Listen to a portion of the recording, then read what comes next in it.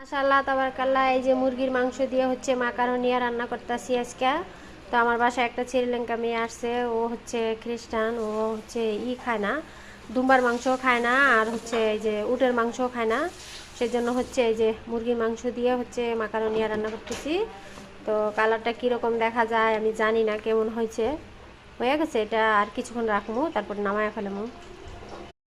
কালিমা কালিমা তাবান, kalimah taban, busi kalimah. You haram taban kalimah min cewi akil. Min cewi akil. Kuki, tala hina. Ha. Yalla. Kuki आती नहीं बता आता Shuai